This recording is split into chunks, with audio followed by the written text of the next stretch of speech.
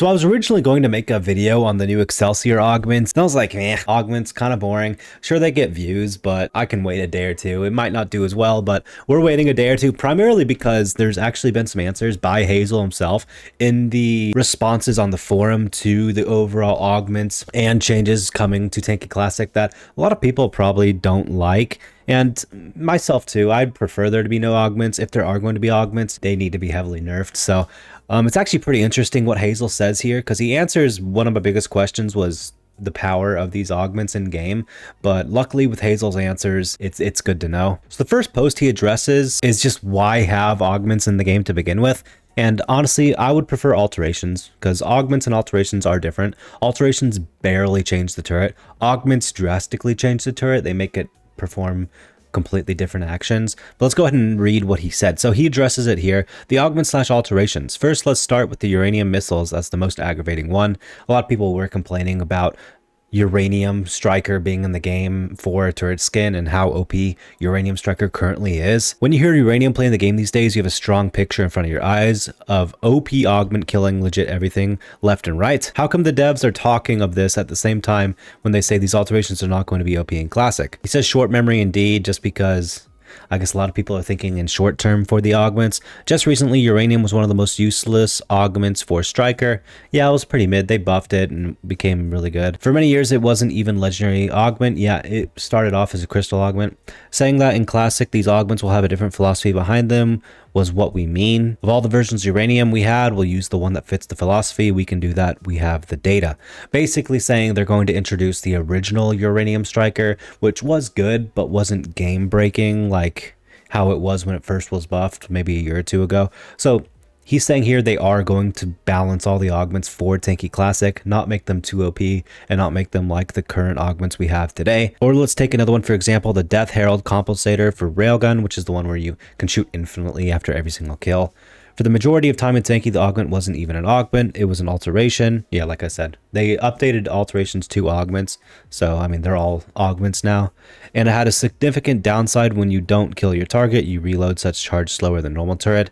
This is kind of the Death Herald we were planning. So they're going to bring the old Death Herald version where it takes a long time, or not a long time, but an increased amount of time to reload, but also if you do get a kill, you can shoot directly after, meaning there is the downside of the augment to where now you have a longer reload. This is a huge difference in how the game feels when you have the same mechanic tuned differently. Augments are not alterations. Alterations have downsides and sometimes are significant. What we are going to do in the Classic is a minor difference between skins to have just enough spice when the feeling hits different. Here's a bit different. It's kind of a little bit of broken English, but it is OPEX Raw's second language. So Hazel's saying here that augments will be like alterations, because when alterations first came out, there were downsides to them. Augments today don't really have downsides, and they're just bonuses to the turret because they're augments. They're not altering the turret, they're changing the turret in a way. So it's good to hear that we're going to get these old alterations in the game that will be massively nerfed. Now, personally for me, I don't understand why we're getting alterations like this, but I mean, if we're going to have them, this is good news. In the end, you can always vote against the decision. It will be a bad decision in the long run. You will ruin the project, but I am not going to die on this hill in an epic fight of opinions. Tanki Classic and Tanki Online are two very different products, at least in my eyes. So he's saying here, yeah, we're going to be able to vote for if alterations are turned on by default. I'll be honest, I'm going to vote for them to be off by default. I mean, maybe old Tanki Onlines can be boring without alterations, but for an end game thing, I feel like having them off by default will just make overall battles be more enjoyable. Hazel is of the opinion that alterations will make the project a lot more fun in end game, but I mean, again, it's the type of thing where you have to play it first in order to know, but we'll see when we get testing here and the full game releases. He goes on another topic here. Let's talk about overdrives. No one asked for overdrives. He's responding to this comment.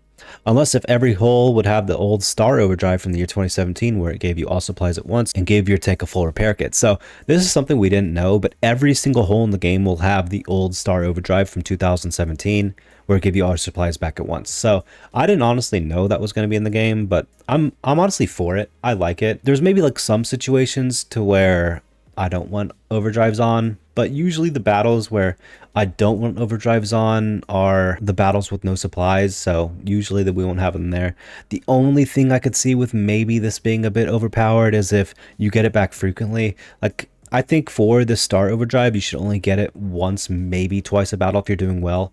Once a battle just so you can save it for gold, and then twice if you're doing really well, you get rewarded with an extra overdrive. Because if you get it like every 5 minutes, and someone uses an overdrive against you when you don't have that many supplies, it might be a little bit unfair. But if they tune it to where you barely get this star overdrive, like again, like 1 or 2 a game tops, any more than that, and I feel like it might get spammed a little bit and start to get annoying.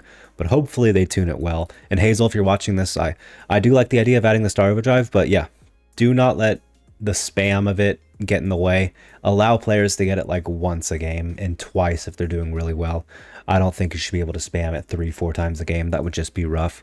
But if you're watching this, maybe take that into account. All right, last thing. So he's responding to, okay, cool, good to know. Thanks for the answer. Also, since some small part of current Tanki is added to the classic Tanki, such as Overdrives, Augments, will there be critical damage for every turret? In my opinion, critical hit should only belong to Smokey, since OG Tanki was like that. This is something that I had brought up and was hoping for. I assumed they'd done it, but it's good to have an answer. Come on, you don't trust me that much.